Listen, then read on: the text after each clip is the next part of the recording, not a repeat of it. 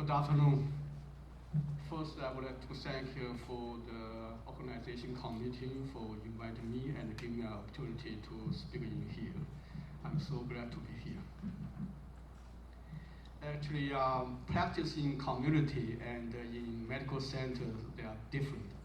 Today, I really appreciate the opportunity to have this chance to present my work in here. Most of my work probably not too much to do with the audience in here, but I would like to just make an introduction to the things I'm doing in Emory at this time.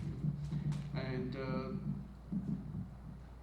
half of my time actually doing advanced procedures, not only EGD colonoscopy. I know those procedures has been used in the community many times, but most of my time not doing this procedure.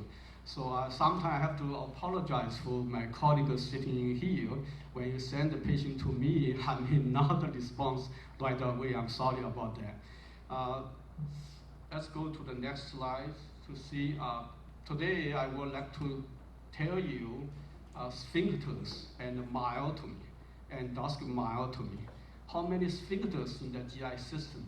There are 7 sphincters in human GI system. And we can look at these slides from the beginning, the upper esophageal sphincter and the distal esophageal sphincter, and then going down to pylorus, then going further down to all these sphincters. That's our old friends. Then go to the terminal ileum, the terminal ileum here, and the end, the last one in the anus. Anus, there are 6 locations. Anus, there are 2 sphincters. That's why totally we have 7 sphincters. At this time, we do all myotomy for all those different areas. And some area we do more, some we do not too many at this time.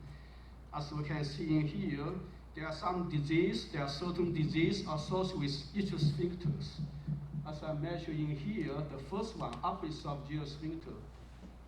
Do we know we have a Qiang diverticulum in the upper esophagus? Sometimes can cause dysphagia, difficult swallowing, and also regurgitation. The food, some people eat last night and next morning it come out. So very difficult situation sometimes. Most of the time, the procedure can be done by ENT, but can be done by GI doctors. And not many GI doctors perform this procedure though. The second one is distal esophagus. Distal esophagus, what's the common disease? Achalasia. Achalasia means the sphincter not relaxed. So this is a common disease located in the distal esophagus. Do we do it? Yes, we do, called oral endoscopic myotomy. Now we're going down to pyloric sphincters. What's the disease in here?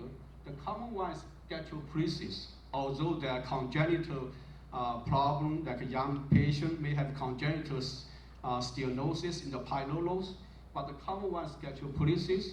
Lots of patients, maybe your patient, one of your patients may have this because this is a complication of diabetes.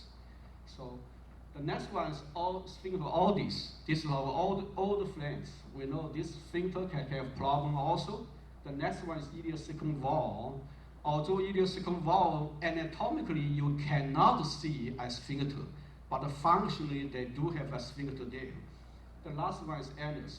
So let me introduce everyone in here, what we do as a GI doctor.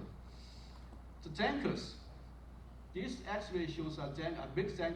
So when you swallow food, the food can store in here, then next morning they may come back, regurgitation or vomiting. And what do we do? Why not the GI doctor doing this? Because all the data indicate the complication and the recurrence rate after endoscopy therapy is very high. That's why GI doctors stopped that for years. Now we start doing again. Based on my experience, this is my patient. This one probably not showing up. This is actually a video showing physically how we do this. See, this is esophageal lumen. The lumen is in here actually. It's a very small lumen. Here is the Qiang in here, the big Qiang. That's the septum of the Qiang diverticulum. So endoscopy, we can cut that probably within 5 or 10 minutes. It's very, very efficient procedure. So I think this area is a new area because the tools is much better than in the past, in decades ago. So it's a new area we can start doing again. Actually, in Emory, I'm start doing this. If you have a patient like this, we can solve the problem in 10 or 15 minutes, the whole procedure. So this is one sphincter. Then we're going down to the second sphincter. The second sphincter, as I mentioned earlier, the common disease is achalasia. What do we do in the past? There's not too much medication. And we do endoscopy therapy, dilation, Botox. Those two the effect lasts very short, sometimes only a few months. And if you're lucky, it may last for a year or two. Now there's a new one called a POM. So that's one I want to introduce to you. This is a new endoscopy procedure, the first paper published in 2007, about 10 years ago. And this on animals, pigs. Then the first paper in 2010 published on human body, on patients. So it's only 7 or 8 years old. Again, not all the GI doctors perform this. And Emory, we are one of the leading centers in the United States, or in the world. So what we do is, basically this picture shows you what we do. This is the GE junction. So 10 centimeters above the GE junction, we make an incision. We go into the submucosal, establish a tunnel called a submucosal tunnel. This tunnel is 10 centimeters above the GE junction, then 2 centimeters distal to the GE junction. So totally the tunnel is about 12 or 13 centimeters long. Then we perform myotomy inside the tunnel. So this is safe because the mucosal in this GE junction is still intact. We perform myotomy inside the tunnel. And this now, in the last few years, we have a new terminology. We call this, all those procedures called submucosal endoscopy. We no longer stay in mucosal. Most of GI doctors doing mucosal means polypectomy, biopsy. Those are mucosal endoscopy. Now we do, most of the time I do is submucosal endoscopy. We no longer stay in the intestinal lumen. We're going down submucosal. This is actually a specific step. Each step, we make a mucosal grab, then we make an incision, then we go inside, establish the submucosal tunnel, and submucosal tunnel. Then we perform myotomy inside. At the end, we endoclip the incision. This is the whole thing. This paper was published by our group, my group, a couple of years ago. And this again is probably cannot perform in here. This is a video, actually video. We don't have to, we just can see in the picture on this side.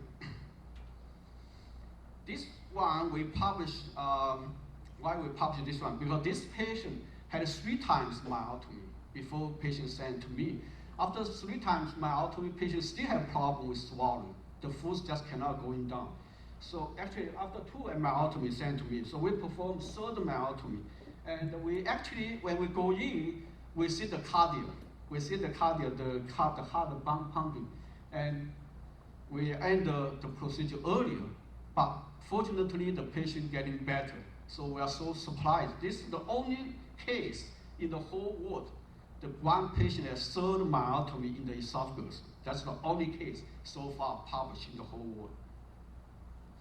Oh, actually they're moving, huh? That was moving very slow, yeah. We can see the heart inside there. This is inside submucosal, okay, not in the lumen. So we see the mediastinum, we see the heart there. So this is all submucosal endoscopy. What are we using for patient after this procedure? We assess the efficacy. That's the scoring system. And there are 4 items in here: weight loss, dysphagia, chest pain, regurgitation.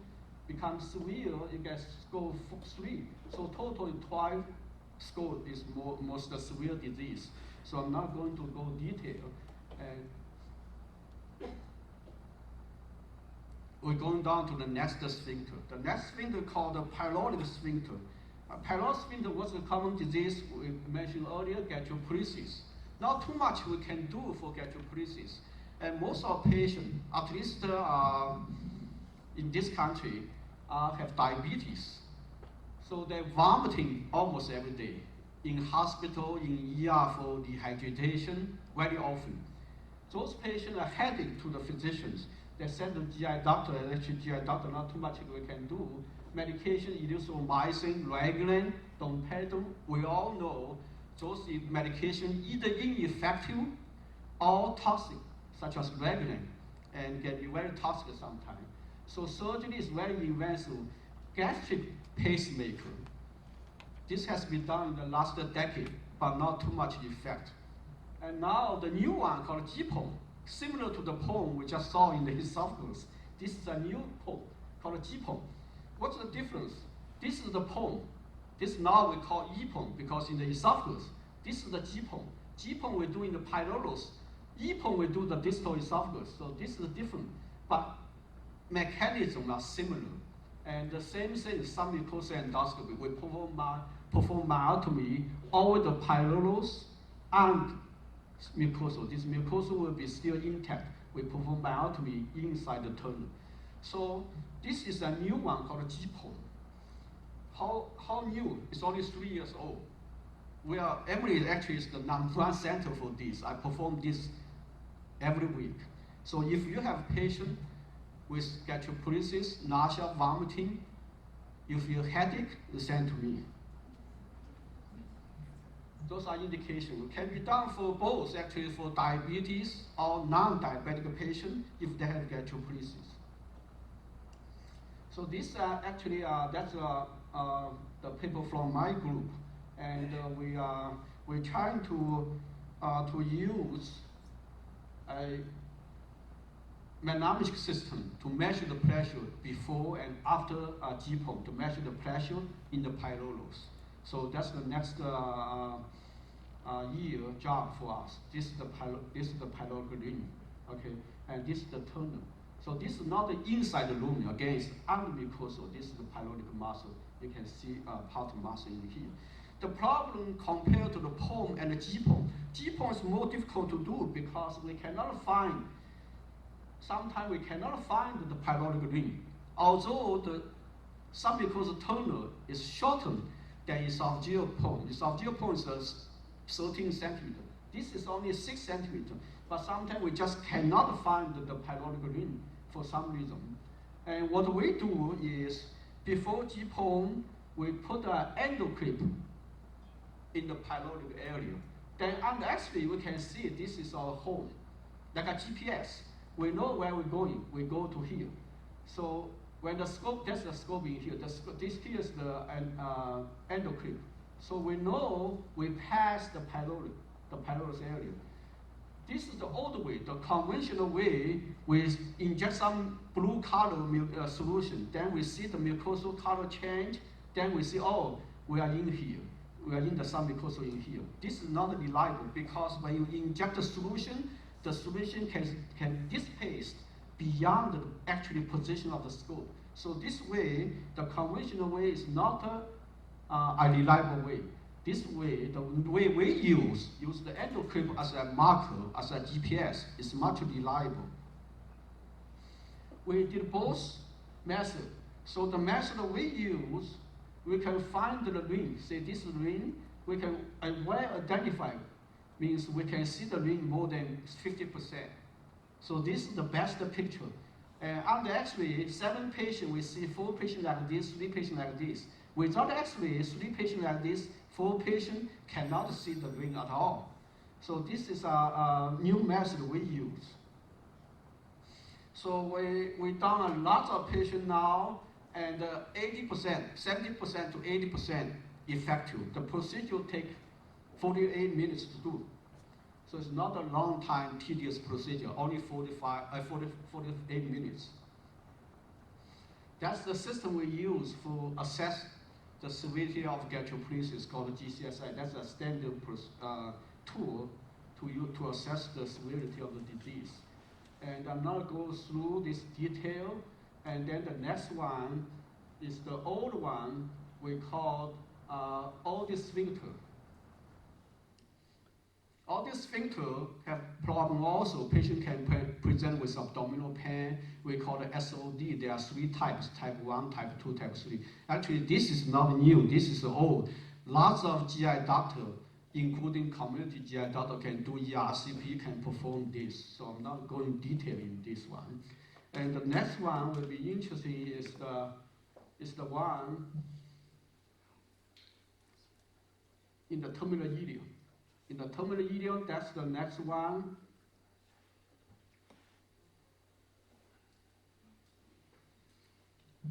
Anatomically, there's no sphincter, but functionally, there's sphincter. For example, patient with Crohn's disease, we perform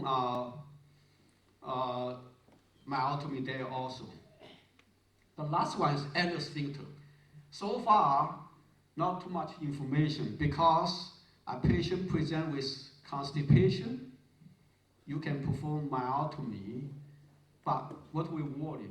We treat incontinence with constipation. So incontinence may be a more bothersome problem than constipation. That's why, so far, who did this? I'm the only one who did this in the annals. And I presented a few years ago, presented DDW, and the pressure actually decreased. The pressure after myotomy, the pressure decreased from about 45 to 14%.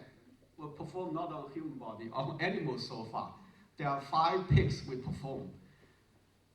Surprisingly, they do not have incontinence, but the observation only for a few weeks. So the long-term effect, I don't know. So I have not started doing on human body yet, because I worry about incontinence after the procedure. Thank you for your attention.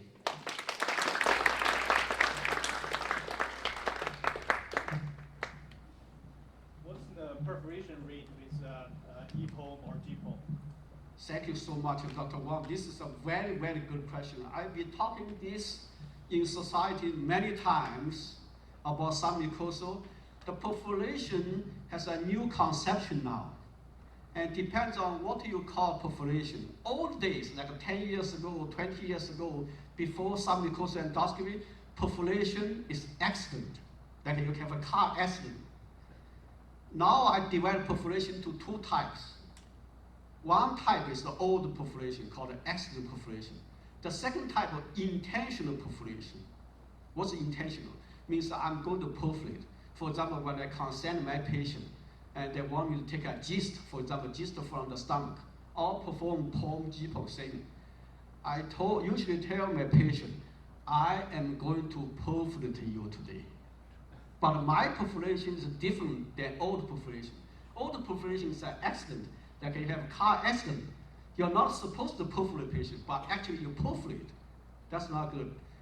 Intentional perforation, I'm going to perforate because I want to take a tumor from your stomach. The tumor is located in the muscular layer or in the outside, even in the serosa. I have to perforate you to get the tumor out.